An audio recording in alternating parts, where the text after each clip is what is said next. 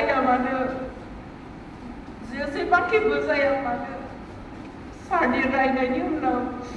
जोङो सारखौ बिफा बायदि मोनफिनदोंमोन आरो सिख्ला बैसोआवनो बिमा बिफा नागारजादों।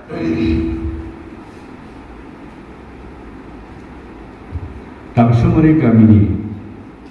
डक्टर प्रदीप नार्जारिया गावनि सोलोंथाइ लानानै डाक्टर जानानै जोंनि हस्पिटालाव बे ओनसोलनि मानसिफोरखौहाय सेवा खालामनो मेडिकेलि सेवा खालामनो आवगायबोनाय दिनैनि जोंनि बे डक्टर प्रदीपआ दिनैनि दिनाव दिनै 30 मे 2023 बिथाङा दिनै दख'रा गामिनिफ्राय ओंखारबोनानै बे ओनसोलनि मानसिफोरजों चिरांनि मानसिफोरजों बड'लेण्डनि मानसिफोरजों गासिबो हादुंग्राफोरजों आसामनि मानसिफोरजों आरो नेशनेल लेभेलनि जोंनि इन्डियान नेशनेल लेभेलनि गिदिर गोलाव मानसिफोरजों बेनि अनगायै इन्टारनेशनेल मानसिफोरजों मिथिजानाय सासे गोग्गो देरहासार मस्ट साक्सेसफुल लिडारफोरनि गेजेरावहाय सासे बिथांखौ दिनै बे गामिनिफ्राय लानानै बाप्टिस्ट वर्ल्ड एलायन्ससिम बिथांनि नामखौ जोंनि ख्रिस्टियान लिडार्सफ्रा मिथियो। जोंनि दख'रा गामिनिफ्राय ओंखारबोनानै बिथांखौ बेबादि इसोरा शेपिं खालामदों बानायदों ओमफ्राय बेखौ बेबादि लेभेलावहाय दिखांनानै दिनै बेबादि मिथिजानाय सासे साक्सेसफुल लिडार्सफोरनि गेजेरावहाय जोंनि डक्टर प्रदीपआ माबोरै बे लेभेलसिम सफैखो होनब्ला जों एसे जागायजेननाय माखासे मोननै मोनथामसो बहुद खोथा दंब्लाबो आं मोननै मोनथामसो बाथ्रा आं एसे गोसोखांनो लुबैदों। दिनैनि दिना डक्टर प्रदीपनि बिथांनि खांनाय मिथिनाय बाथ्राफोरखौ एसे बुंथिनायनि दिन बेनिखायनो आं एसे बुंथिगोन ओमफ्राय माखासे खोथाखौ मानोना बे गावनि खुगाजों बुंनाय नङा आं एसे बुंनो सानदों। आङो प्रजेक्टआव मावदोंमोन फार्स्टआव आंनि रिलेशनशिपआ बिदिनो बेगेन जादों 1986 अनवार्ड डक्टर प्रदीपआ जेब्ला गभर्नमेन्ट हस्पिटालाव मावो आङो मिशननि जानानै बिथांखौ लानानै आमटेका एरियायाव मेडिकेल केम्प खुंबायबायोमोन। फ्राय समाव आङो बिथांनि हस्पिटालाव आमटेकायाव आङो थाहैयोमोन। ओमफ्राय आदा सुलेन एकदम सासे आंनि लिडार बियो मेगन गोसा डक्टर प्रदीपनि प्रति सब समय बेखौ माबोरै मिशनावहाय बाहायनो मोननो हागोन सेस्था खालामबाय थायोमोन बेजों रायलायबाय थायो। ओमफ्राय खिन्थु जोङो बारा बुंनोबो हाया बेखौ लिंबोनोबो हाया एसे एनै बहाबा बहाबा सुइटेबल खामानियाव इनभल्भ खालामनो हाया। ओमफ्राय बे खोथाफोरखौ आंबो रायलायफानो मोनोमोन। मोनसे टाइमावहा सार रहेना बिथांखौ हस्पिटालाव मावनो थाखाय रायथिनाय जागायजेननाय खामानिखौ मावो। ओमफ्राय बिनि बिफाजों रायलायदों ओमफ्राय लासै लासै बिनि हस्पिटालाव जे बियो फैनो गोनां दंसै बे सुरुवातखौ सार रहेना मोनसे समाव खालामदोंमोन। ओमफ्राय जों लुबैब्लाबो बे जानाय नङा मोनसे इसोरनि इन्टारभेनसन आं लासै लासै उनावहाय डिसकभार खालामदों माबोरै बियो सफैखो माबोरै बियो एफाराब ग्र' जाखो। बेहा मोनसे टाइमावहाय आं एसे गोसोआव दङ आं उनाव बिदि जेब्ला शेयार खालामो आं एसे खोनादों आंनि गोसोआवथ' दङमोन। ओमफ्राय बियो जेब्ला एर'माया गोसा लोमजायो हस्पिटालाव बे गावनो डक्टर गाव ट्रिटमेन्ट होनो हायाखिसै आगरवालावहाय लांदों। ओमफ्राय आङो आंनि मोजां मोननाय सासे बे मानसिखाय आं बेजों आमटेकायाव थाबाय थाहैयो बिसोरनि न'खरखौ लोमजाब्ला माब्ला आं खबर लायो ओमफ्राय आं हस्पिटालाव थांलुबाय थायोमोन। ओमफ्राय सानसेखालि हरावहाय आं उइथ कनभिक्सन आं न'आवबो प्रार्थना खालामदों उइथ कनभिक्सन आं हस्पिटालाव थांनानै आब'खौबो डाक्टारखौबो बे ज' जों प्रार्थना खालामदों इसोरा माबाफोर बुङोब्ला आं माने बल्डलि आं बे खोथाखौ गोरों गोराफोरखौ जों एसे खम बुङो खिन्थु खिन्थु आङो with conviction खारखादों ओमफ्राय आङो हस्पिटाल सिङाव बिराद गोख्रों प्रेयार खालामनानै फैदों ओमफ्राय गोसोआ एसे आंनावहाय थाब जादों इमिडियेटलि फैबावनानै आङो हस्पिटालाव मानसि लिंथुमबायनानै हराव थादों ओमफ्राय आंनि जिउआव माबा मोनसे आं मोजाङै बुजिनो हायाखै something happened आं बिदि थाल मोनदों ओमफ्राय अखानायै फुङाव आं थानो हायाखिसै आगलि राइज एकदम माबानानै हाखु दाखु सालनानै आं हस्पिटालाव थांफिनो होनना बुंदोंमोन ओमफ्राय डक्टर प्रदीपआ मोसौसेजों फैनानै जों क्रस जादों साफाफोर खाथियाव लाखिनानै बुंदों रेसपन्स होबाय आरोखि आं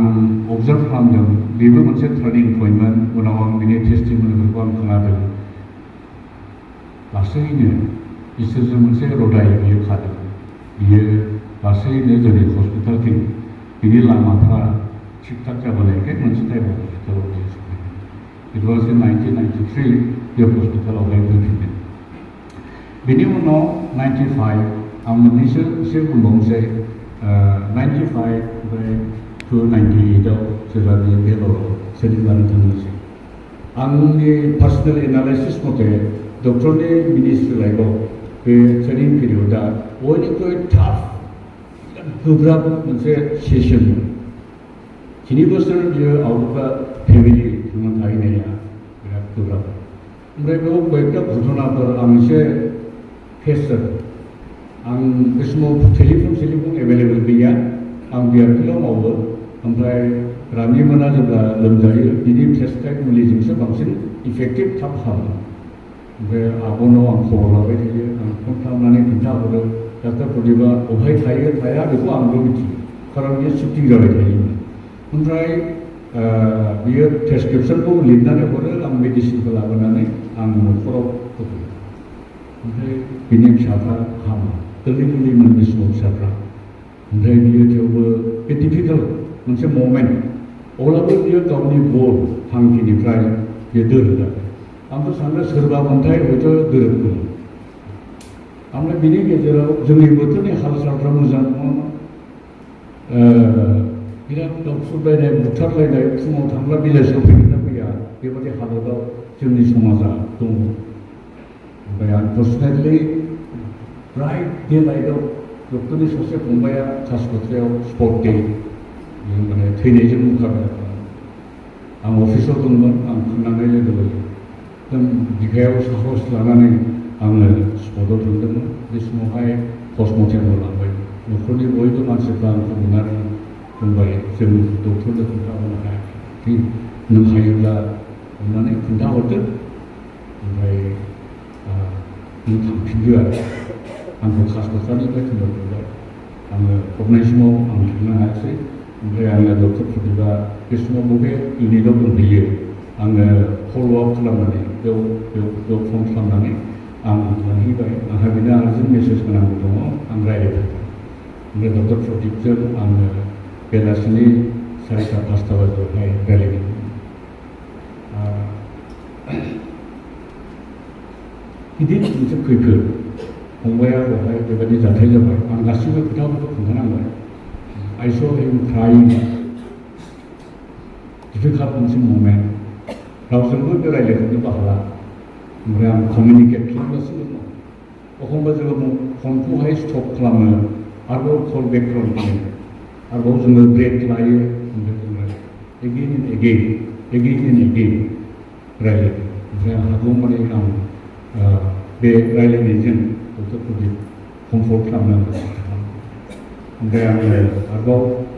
अखानायै फुङावनो आरोबाव आङो गामियाव थांनानै न'खरनि बयनोबो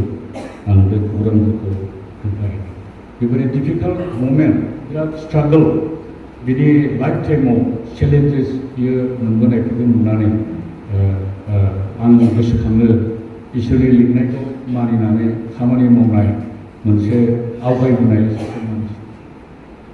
बिनि उनाव बियो लासैनो मल्डिं जाबोदों लासैनो जेब्ला हस्पिटालाव बियो ट्रेनिंनि उनाव बेलरनिफ्राय फैफिनो जोंनि हस्पिटालनि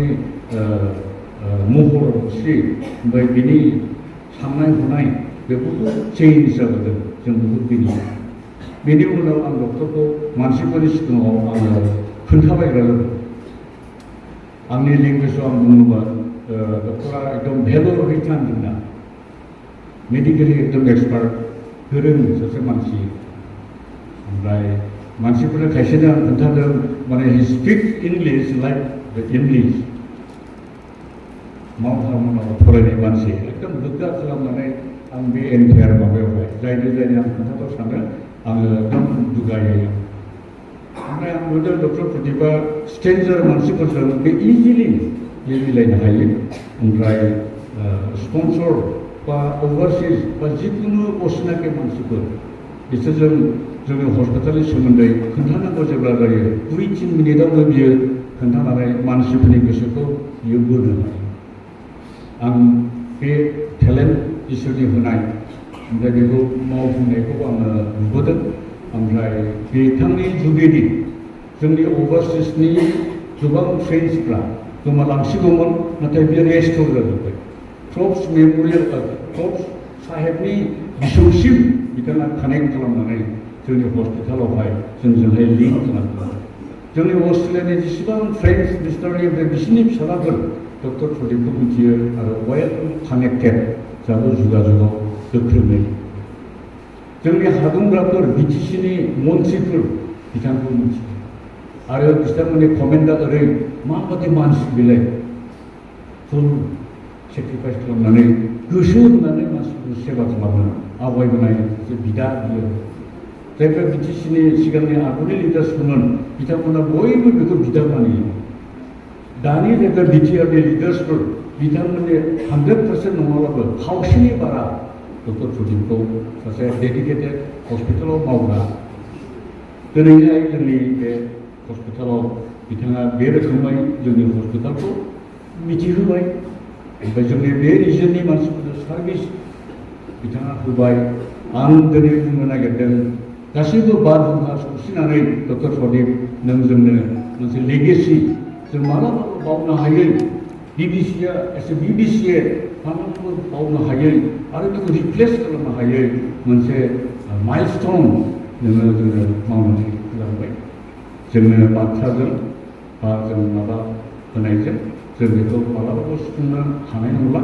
नाथाय नों डक्टर प्रदीप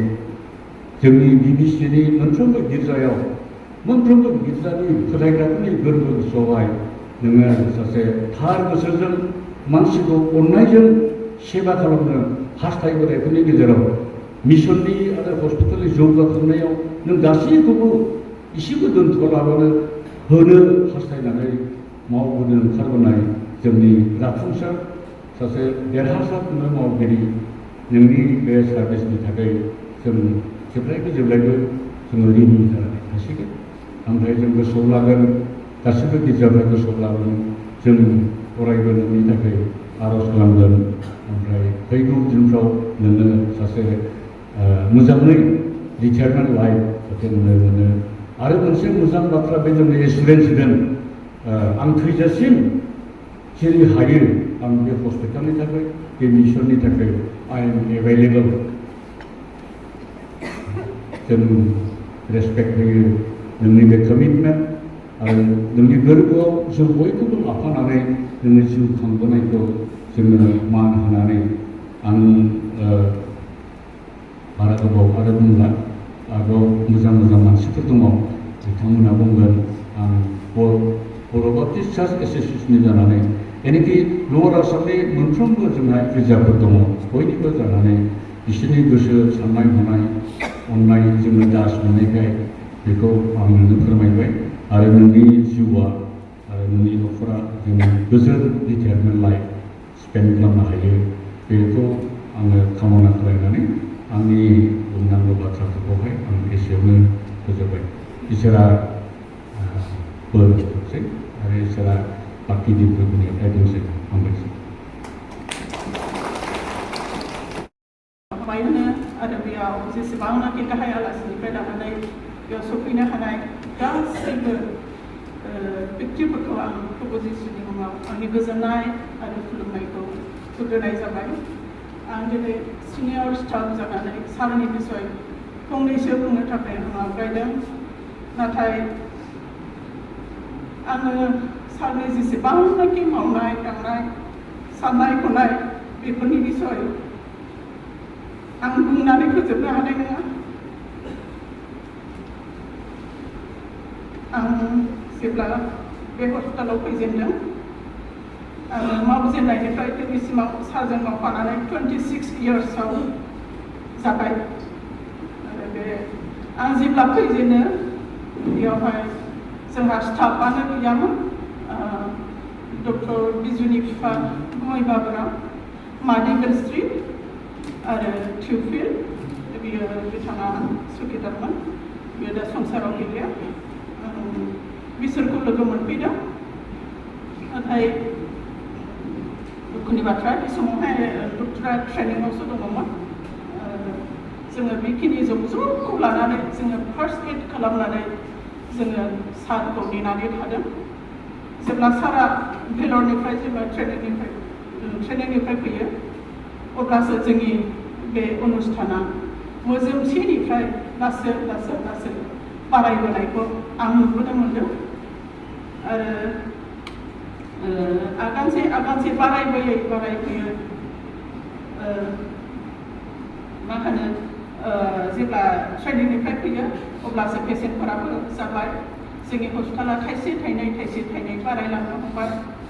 आरो सारनि बेबायदि जुजिबोनाय नाजाबोनाय बे हस्पिटालनिफ्राय हस्पिटालखौ मावनो थाखाय आरो आवगायलांनो थाखाय सिन्था धारा खालामनायखौ आं नुबोदों।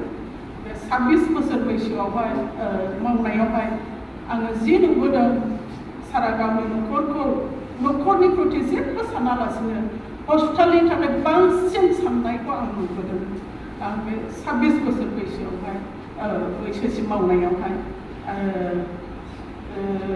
बिथाङा सान हर जोङो बे समावहाय जेब्ला गोबांथार पेसेन्ट जायो अब्ला जोङो मावस'ग्रा स्टाफबो गैया। डक्टराबो गाव हारसिं समाव 80 जन जादों, समाव 70 जन जादों, समाव 100 जननि बारा जादों। बे पेसेन्टखौ सारा सान हर हारसिङै नायनांगौमोन। जोङो बे एसेल' स्टाफखौ लानानैब्लाबो जोङो खोनारोखोमै हस्पिटालनि जौगानायनि थाखाय सारा दिनैबो गाबोनबो आगानसे बारायबोयै दिनैसिम हस्पिटालनि थाखाय न'खरनि थाखाय सानालासिनो बियो हस्पिटालनि थाखायल' बांसिन सानै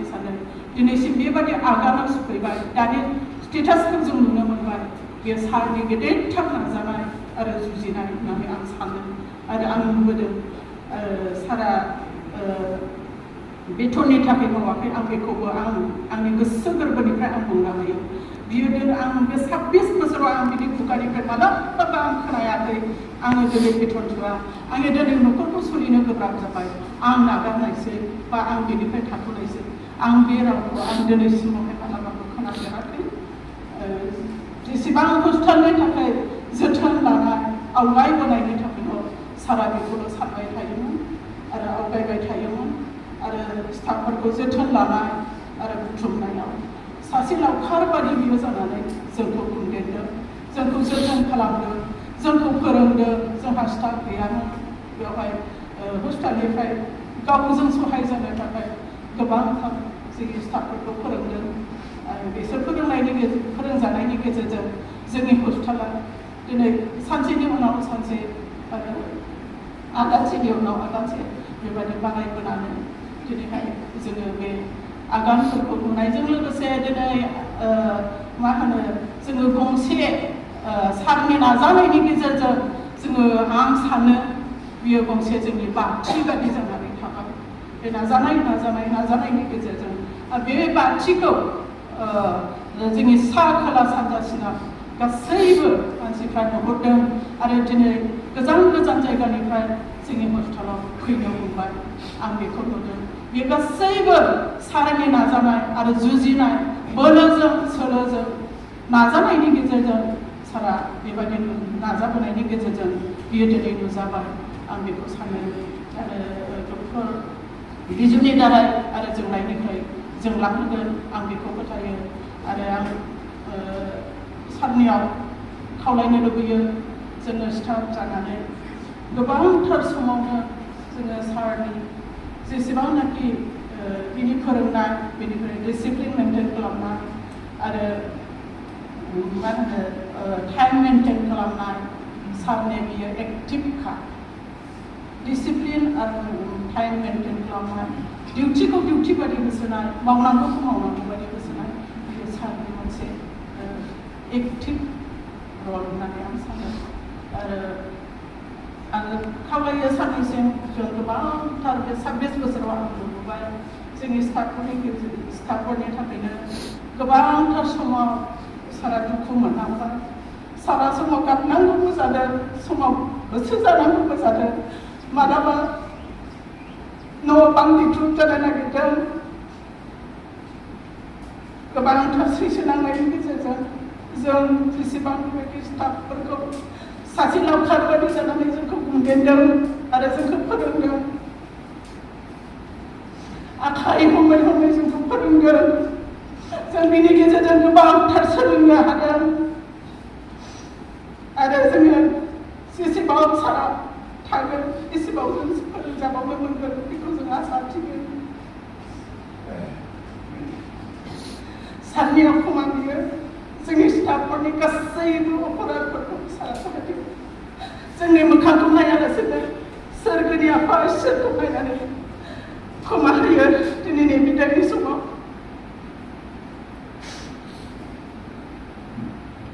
गोबांथार समाव ओंखाम गैया दै गैया हस्पिटालाव थाफैनांगोन आरो समाव हरफा बियो लाल साहा लोंनानै थायोमोन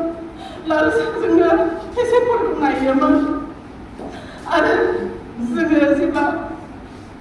डिउटियाव स्टाफ खम हिसाबैहाय जोङो सान हर मावनांनायाव सारा हर ससेनि मेडिसिनफोरखौ पेसेन्टफोरनो होनानै होफैयोमोन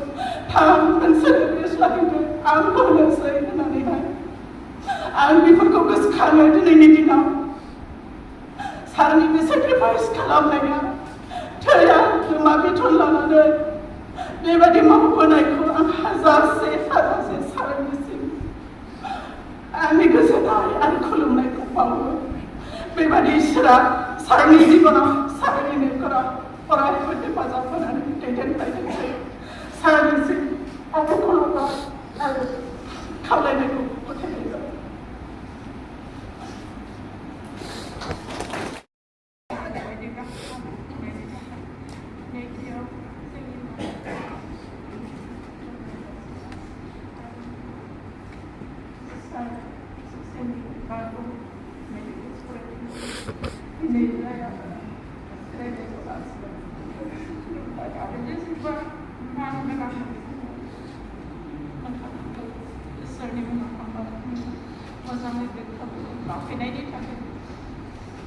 सिगां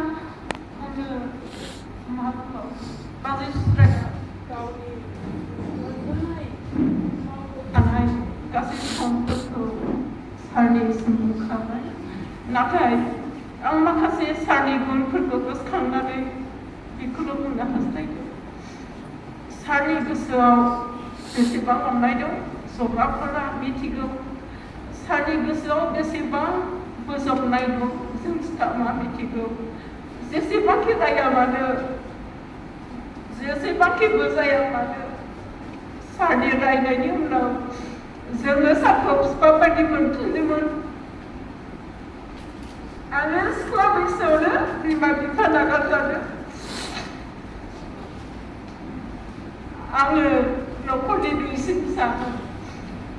आङो सानोमोन बाबाया आंखौ एसेबां रायो हाथायाव थांना थायोबा हामसिगौ बेबायदिनो आं जेब्ला सारजों बुंजायोमोन होनबा आं सानोमोन सारा डिउटिनिफ्राय थांथ'बा हामसिगौ आरो सानोमोन नाथाय गोबां स्टाफफ्रानो जानो हागौ नार्सिं स्टुडेन्टफोरबो दं आरो माखासे स्टाफफोरबो दं जेब्ला रायजायो होनबा जों सारजों दुखु मोनोमोन नाथाय गोबां स्टाफफोरनि खुगानिफ्राय ओंखारफिनो सारा रायजोंबाल' रायो नाथाय जेब्लानो सारा रायखाङो होनबा जों बिथांनि गोसोआव अननाया सफैफिनो जेरावबो जों रायलायोमोन आंबो गुबुनखौ बुङोमोन गुबुननि बुंनायखौबो आं खोनायोमोन सारा गोबांखौनो सानाखै सार जोंखौनो अननानै खोमा होदो आरो गासै थाबावनाय समफोराव नोंथाङा जोंखौ हेफाजाब होबावगोन आरो अननायजों दैदेनगोन बेखौनो खावलायनानै आंनि बे बुंनांगौखौ दोनबाय हामबायसै।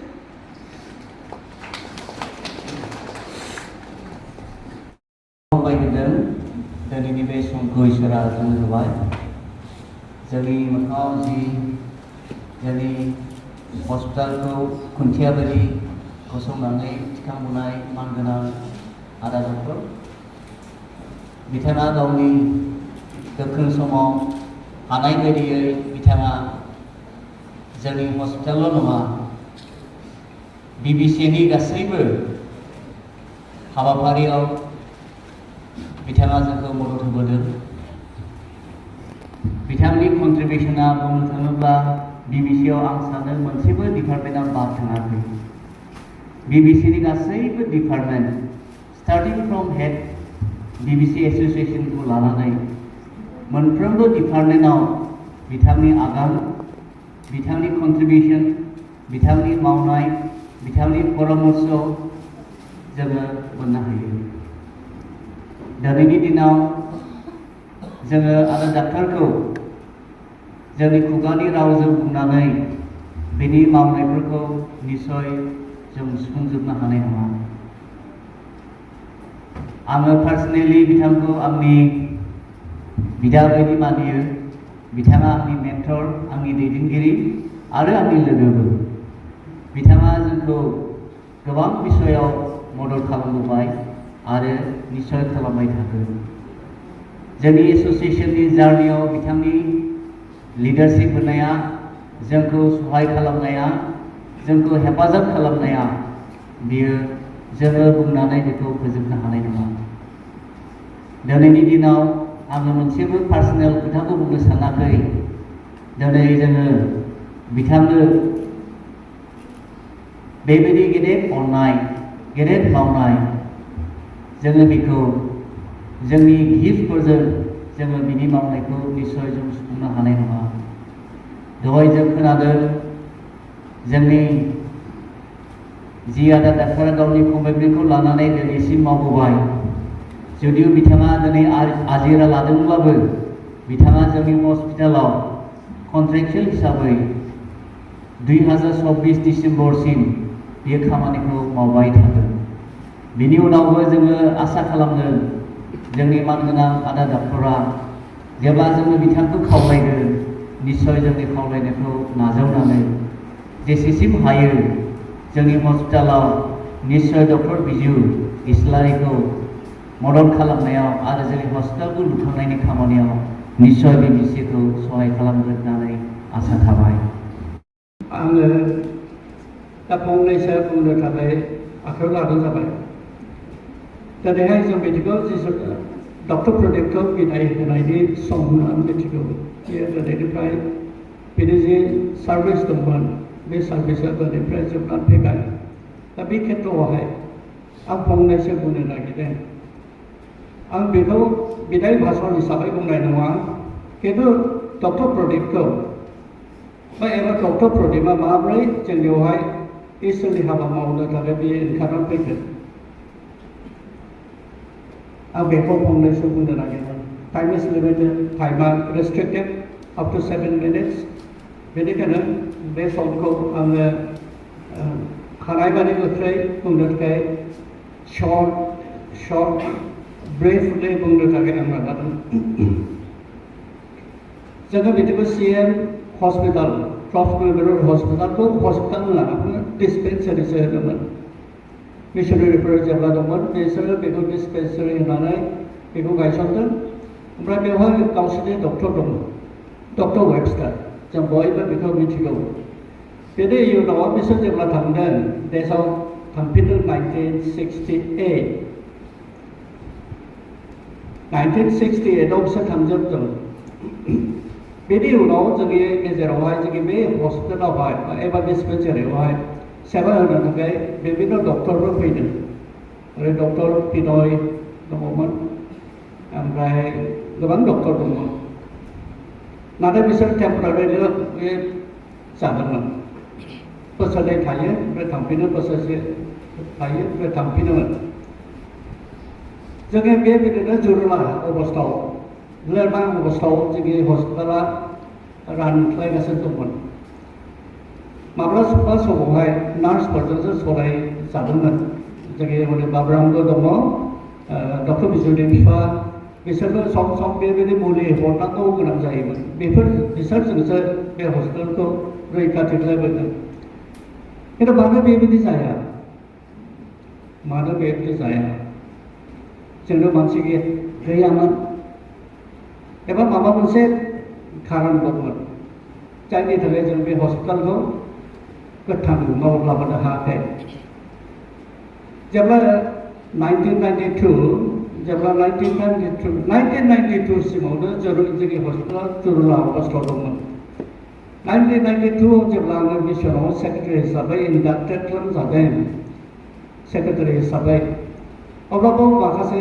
आं अफिसाव हाबनाय लोगो माखासे खामानिखौ रेस्ट'र खालामनांगौ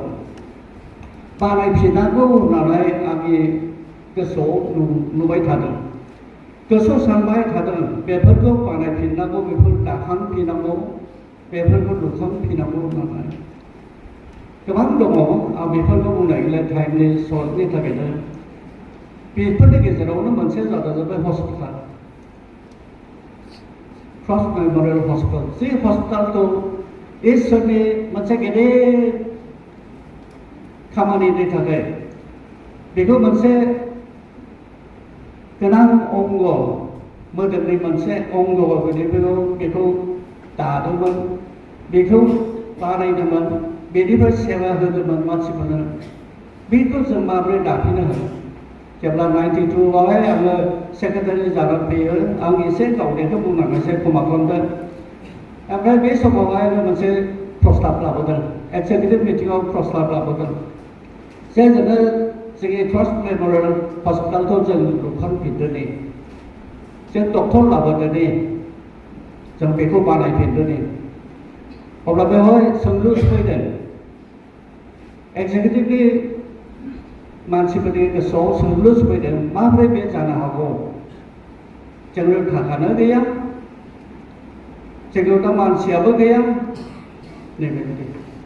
मेन रिजन खारना थाखा बे थाखानो जोंखौ होबथाना दोनबाय थादों बे थाखानो जोंनि खर'आव हाबबाय थायोमोन खिन्थु आं बे समाव बुंदों जाबाय जे जों बेखौ लुखांफिनदों माबोरै लुखांनाय सोरखौ लिंहरनाय अब्ला आं बेखौ बुंबाय जाबाय एक्जिकिउटिभा बा काउन्सिला बेखौ पारमिसनल' हो जे बे हस्पिटालखौ लुखांफिनदों होनना ओमफ्राय सोरखौ लाबोनाय आं बुंदों जाबाय डक्टर प्रदीपखौ जों लाबोफिनगोन डक्टर प्रदीपआ बेनि सिगां जोंनियावनो मावखादोंमोन टेम्परारिलि बेखौ एपइन्टमेन्ट होनानै बेयाव मावबाय थादोंमोन बेनिफ्राय बे गभर्नमेन्टनि सार्भिसाव थांदों 3F होननाय मोनसे माबा दंमोन बिसोरनि बेखौ रिनिउ खालामबाय थादोंमोन सार्भिसखौ ओमफ्राय बेयाव हाबहैदों बियो कयेक बोसोर थाहैदों ओमफ्राय आंनि गोसोआव सानखांनो जेब्ला बेखौ बानायफिननांगौ दा डक्टर प्रदीपखौ लिंहरफिनासै आं मिथिया गावनि जों मिथिया माबोरै डक्टर प्रदीपनि नामखौ गोसोखांदों आं बेखौ मिथिया खिन्थु आं जेब्ला बेखौ बुंदों अब्ला काउन्सिलनि मानसिफ्रा एक्जिकिउटिभनि मानसिफ्रा बेखौ गोबां सिन्थाजोंसो दे मावदोनि होननानै बुंदों ओमफ्राय दे नों हायोब्ला लिंहरदो आं बुंदों बेखौ आंनो हगारना हो बे दायित्वखौ आंनो हगारना हो डक्टर प्रदीपखौ लिंहरनांगौ आंनो हगारना हो ओमफ्राय आं बे दायित्वखौ लानानै डक्टर प्रदीपआ गोसोआव दंना गैया आं बेखौ मिथिया खिन्थु डक्टर प्रदीपखौ सोंदों आङो नोङो जुदि फैफिननो गोसोब्ला जोंनि हस्पिटालाव नैबे समाव नों फैफिननो हागौ नों खोथा होयोब्ला बेखौ आङो हेन्डेल खालामगोन नोंसोर लिंहरदोंब्ला आं फैगोन होनना बुंबाय दे देट्स एनाफ आंनो बेनो जथेस्थ' होनना बुंबाय बेखौनो आंनो मिथिनो लुबैदों नाथाय बे फंसे खोथा बुंदों आंनि आफादआव सोंग्रोदों बेबो गावनि बिबानखौ बिफानो जेराव हरबाय आदै गिरिदा बे समावहाय ट्रेजारारनिफ्राय बे एंख्लायबायमोन बे समाव आदा समबार जानानै फैबाय आदै गिरिना अब्लाबो 2 नम्बर 2 एलपि स्कुलनि मास्टारमोन ओमफ्राय बे सानसेखालि बे आं बेंटलनिफ्राय दावखोदों ओमफ्राय बेयो स्कुल खालामनानै बे न'थिङै नामायलांगासिनो दंमोन थिग बे चिरां खुंग्रिनि बे सारियारियाव आं लोगो मोन्दों सिरियामियानि न'आव थांनाय लामायावहाय लोगो मोन्दों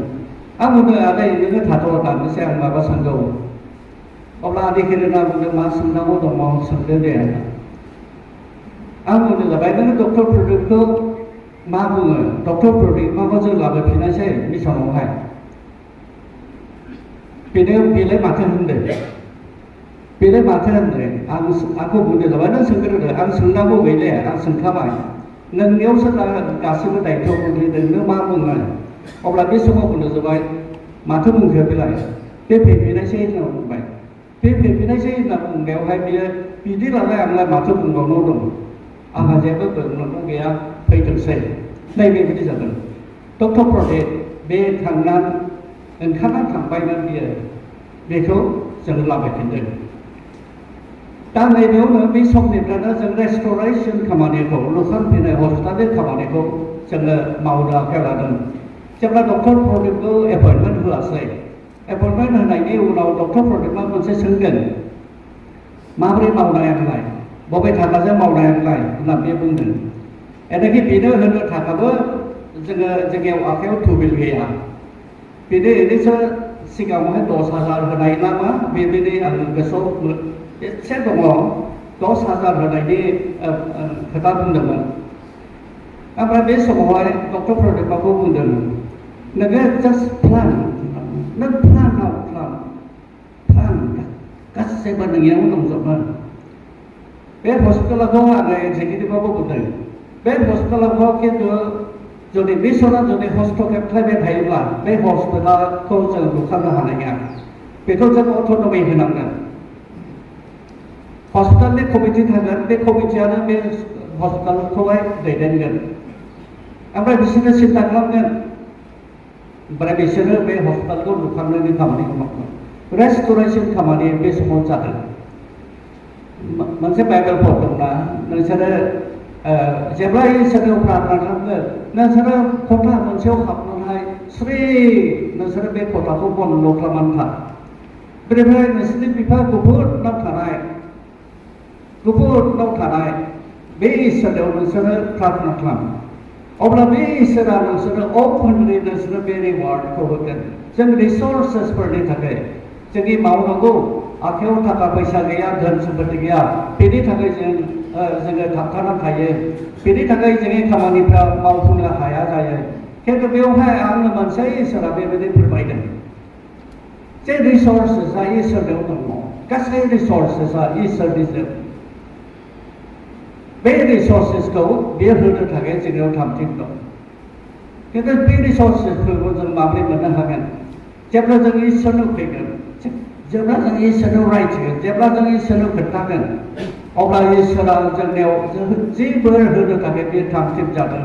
बे एक्टिभेट जायो जों जेब्ला खामानि जोंनि बाथ्राखौ खोथाखौहाय खर्मआवहाय खामानियाव जोङो नुसारनो हानायनि बास्तबाव नुसारनो हानायनि खामानियावहाय जोङो मावो अब्ला इसोरनि मेनिफेस्टेसना बे समाव जायो इसोरनि रिसर्सेसा बे समाव थादों डक्टर प्रदीपआ हयथ' आन्दायदोंमोन जानो हागौ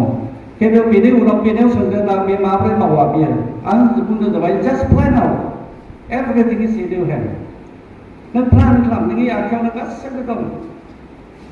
नोंनि बेथननि खोथा नोंनि आखायावनो दं स्टाफ लाखिगोन स्टाफनि आखायाव दं स्टाफनि बेथनफ्राबो गासैबो जाबोथिय जि नांगौ हस्पिटालाव बेखौ नों प्लान आउट खालाम अब्ला नायदो जों नुनो मोन्दों बे गुसुं समावनो 30 years दिनैसिमबो 30 years जाबायगोन आंनि हिसाबावहाय बे 1993 हाबफिनदों ओमफ्राय दिनैसिमबो 30 yearsआव बेसेबां बे गुसुं समावहाय बेसेबां माने इसोरनि खामानिया मावनो जेब्ला जों इसोरजों थायो अब्ला इसोरा जोंनो बे आशीर्बादखौ होयो बे रिसर्सेसफोरखौ जोंनो होयो बे रिसर्सफोरखौ टेक खालामनो रोंनांगौ बे टेक खालामनो रोंनांगौ इसोरनिफ्राय जों जेब्ला बेखौ इसोरनोहाय जोङो खुद्रियो गाबज्रियो जों गाबज्रिनानै थानो नाङा खिन्थु जों मावनांगौबो बास्तबाव जों बेखौ खर्मआवहाय खामानियाव जों रुपान्तरित खालामनो हानांगौ जेब्ला बे खामानिखौ बे मावनो हमजेनासै जों नुनो मोन्दों स्टेप बाय स्टेप जे बुस्थुफ्रा गैयामोन बे बुस्थुफोरा दिनै जानानै फैदों आरो गोबां बुस्थु नांबावगौमोन जानो परबर्ती जे डक्टर सुपारिनटेन्डेन्ट बिनि आखायाव थांगोन बे फाइलाव थांनांगोन बिनि आखायावनो गासैबो जौनाय हायनाय गासैबो बेयावनो थाङो जेब्ला जोङो इसोरनि गिफ्टखौ जोङो एक्टिभेट खालामो जोङो खालि जोङो जिरायनानै थानायनि जोंनि मानसिखौनो अकुपाइ खालामनानै थायोब्ला जोङो इनएक्टिभ जायोब्ला इसोरनि आशीर्बादा एक्टिभेटेड जाया इसोरनि आशीर्बादा एक्टिभेटेड जानांगौब्ला जोङो मावनांगौ जों लर-सर खालामनांगौ खामानि मावनांगौ अब्लासो बे खामानिया जाफुंना फैयो आङो दिनै बयजोंबो जोंनि मण्डलिफोरनिफ्राय फैनाय नोंथांमोनजों लोगोसेनो दिनै आं इसोरखौ धन्यबादसो होनो लुबैदों डक्टर प्रदीपनि जे डेडिकेसन बे एसेग्राब डेडिकेट खालामना फैबाय गभर्नमेन्ट साख्रि मावनानै बे आरामसे जिरायनानै थानो हागौमोन रिटायारमेन्ट लानानै पेन्सन लानानै गोबां थाखा माबानो हागौमोन खिन्थु बेखौ सानना लाबानो बे without thinking about future भबिष्यतआव मा जायगोन मा मोनहैगोन बेखौ सानना लाबानो बे गावखौ डेडिकेट खालामो बेनि डेडिकेसन बेनि सिनसियारिटि बेनि हास्थायनाय गासै बिथिङाव मेङालासेनो जे खामानि मावनानै इसोरनि रायजोनि मोनसे जिथुनाखि मेनिफेस्टेसन इसोरनि रायजोनि मोनसे जि सेहेरा दिनै जों नुनो मोनदों बेबायदिनो जोंखौ प्रतिजनखौनो व्यक्ति साफ्रोमखौबो बेबायदिनो मावलांजानो लुबैदों इसोरा इसोरनि रायजोआ एरैनो एरा इसोरनि रायजोआ एरैनो देरलाङा बेनिखायनो जोंखौ बे जोंनि मिसननि जिथु मथ' राइज एन्ड बिल्ड नेहेमायाव लिरनाय दङ सिगां राइज एन्ड जोंखौ सिखांनो थुगोन राइज ओमफ्राय माव जोंखौ बेबायदि मावलांब्ला जों मेङालासे मावलांब्ला जोंनि मोननांगौ मोन्थाइफोरखौ सानग्रोनो नाङा बे गासैबो इसोरनि आखायाव दंजोबखायो बेनिखायनो जोङो माथ्र इसोरनोल' डेभलप खालामनांगौ इसोरनोल' डेडिकेट खालामनानै जोंनि सिनसियारिटि जोंनि मावनो हानाय जोंनि जेसेबां माने एबिलिटि टेलेन्टफोर दङ बेफोरजोंहाय जोङो इसोरनि हाबाखौ मावलांनो हायो बयनोबो कृष्णनि गोजोननाय आरो हामबाय बावनाय जाबाय डक्टर प्रदीप नार्जारिया गावनि हस्पिटालाव खामानिखौ मावनायजों लोगोसे डिपार्टमेन्टआव गोबां गासैबो डिपार्टमेन्टआवनो मालाबा प्रेसिडेन्ट मालाबा चेयारमेन बियो मावनानै थांबाय थिग बेबायदिनो जोंनि बर'बेंटि एड एन्ड डेभेलपमेन्टआवबो बिथाङा फ्राम मोनसे 2013निफ्राय 2015सिम चेयारमेन हिसाबै मावदोंमोन बिनि बे मावनायखौ गोसोखांनानै एसे बे गिफ्ट लाबोदों बे गिफ्टखौ आङो दा होनायसै अननानै नाजावोब्ला जों गोजोननाय मोनगोन आखाइ खबनानै होनो बर' हठाৎ 9টা বজাত মই খবৰ পাইছোঁ মই খগৰপুৰত গৈ আছিল মানে আমাৰ ছেক্ৰেটাৰীয়ে খেলনা মাৰাকে মোক খবৰ দিলে আজি ডক্টৰ প্ৰদীপৰ বিদায় হেৰি আছে অনুষ্ঠান আছে বোলে ক'ত কেনেকৈ গম পালে এই মাত্ৰ হেৰি মেছেজটো মই চাইছোঁ আৰে কেনেকৈ হ'ব যাব লাগিবতো একো নাথাকিলেও যাম বুলি মই কৈছোঁ একো নাথাকিলেও যাম এই বিদায়ত থাকিবই লাগিব আমাৰ আৰ্চিক বাপ্টিষ্ট কনভেনশ্যনৰ মানুহ হয় মানে সেনেকৈ আহিলোঁ ভাল ৰাস্তা বুলি ইফালে চিধা মাৰিছিলোঁ দেৰি হৈ গ'লোঁ ক্ষমা কৰিব সকলোতকৈ পাছত অহা আমি দুইজনে আছিল গতিকে এই দেৰি হোৱাৰ কাৰণে ক্ষমা বিচাৰিছোঁ আমাক ক্ষমা কৰিব মানে ডক্টৰ প্ৰদীপ নাৰ্জাৰী ব্যক্তিগতভাৱে আৰু আৰ্চিক বাপ্টিষ্ট কনভেনশ্যনৰ হয় মোৰ ব্যক্তিগতভাৱে পৰিয়াল মানে কেন্দ্ৰিকভাৱেও এখেতে আমাৰ নিজৰ আলহীৰ নিচিনা নহয় একদম তেজৰ সম্পৰ্কৰ নিচিনাহে মানুহ আছিল জ্যোতিকা বাইদেউ এখেতৰ মিছেছ তাই বাগপাৰাতে কাম কৰিছিল স্কুলত হাইস্কুলত আজি নহয় তাহানি দিনত গতিকে এই দুজন মানুহক আমি কেনেকৈ পাহৰিব পাৰিম পাহৰিব নোৱাৰোঁ নহয় যদি পাহৰে তেতিয়াহ'লে আমি মানুহেই নহ'ম বুলি মই মনে মনে ভাবিছোঁ দেই যে নহওক এখেতক মই 1991 পৰা লগ পাইছোঁ। এখেতক লগ পোৱাৰ আগতে এখেতৰ দেউতাকক লগ পাইছোঁ। এখেতৰ দেউতাকৰ লগত মইতো সৰু আছিল তেতিয়া, সৰু আছিল মানে বহুত য়ংগাৰ, হ'লেও বহুত মোক মৰম কৰে এখেতৰ দেউতাই। মই আয়ং বুলি মাতিছিলোঁ। পাছত মৰম কৰি ইমান গল্প কৰে। আৰু ইফালে আমাৰ কি কয় শুকুৰ সিং নাৰ্জাৰী দাদাও হয়, খুৰাও হ'ব। তেতিয়া আমি দাদাও মাতিছিলোঁ মই, আৰু উলিচৰণ দাদা। আমি কেইজনমানে খুব কাম কৰিছিলোঁ সেই সময়ত। কি কয় এইটো লাবুৰ হেৰি হয়। তেতিয়াৰ পৰা অলপ মানে আলোচনা কৰি কোনে ক'ত কেনেকৈ গম পাই গ'লোঁ। অমুকে ডাক্তৰ, ডাক্তৰ বুলি ক'লে অলপ অন্তৰ মানে মনত খুব মানে কিবা এটা ভাৱ লাগে, মানে ঈশ্বৰৰ অলপ তলত, কিন্তু ঈশ্বৰৰ নিচিনাই বুলি ভাবোঁ আৰু মোৰ ধাৰণা দেই এইটো। গতিকে এখেত এজন মোৰ মতে খুব বেষ্ট চিকিৎসক, best doctor. Not only physically, he also' doctor of spiritually, আত্মিকভাৱে তেওঁ ডক্টৰ আছিল দেই মোৰ জানাত। আমাৰ আচিক বেপ্টিষ্ট কনভেনশ্যনত আজি এখেতৰ বিষয়ে ক'ম, বেলেগৰ বিষয়ে মই নক'ম, কাৰণ মোৰ একদম ৰিলেটেড মানুহ বহুত আছে। আমাৰ আচিক বেপ্টিষ্ট কনভেনশ্যনৰ হয়, আচিক বেপ্টিষ্ট কনভেনশ্যনৰ পৰামৰ্শদাতা, পৰামৰ্শ আগবঢ়োৱা আৰু বহুত ফালেদি সহায় কৰা মানুহ আছে ইয়াত। গতিকে বড়ো বেপ্টিষ্ট ইউনিয়ন বুলি ক'লে মই দাদা বুলি মাতোঁ, মানে চব দাদাই হয়, মোৰ চব বাইদেৱে হয়, মানে ডাঙৰে হয় চব ফালেদি। গতিকে মই দুটা কথাই ক'ম। এখেত ডক্টৰ আছিল সঁচাকৈ, কিন্তু ডক্টৰ অকল নহয়, তেওঁ আধ্যাত্মিক চিকিৎসকো আছিল, আত্মিক চিকিৎসকো আছিল। অকল আত্মিক চিকিৎসক নহয়, তেওঁ এজন ডাঙৰ লিডাৰ আছে আমাৰ লোৱাৰ আছাম বেপ্টিষ্ট ইউনিয়নৰ। ডাঙৰ লিডাৰ, অকল ডাঙৰ লিডাৰে নহয়, তেওঁ ডাঙৰ পথ প্ৰদৰ্শক আছিল। অকল পথ প্ৰদৰ্শকে নহয়, তেওঁ মানুহক প্ৰেম কৰিব জানিছিল, মানুহক সহায় কৰিব জানিছিল।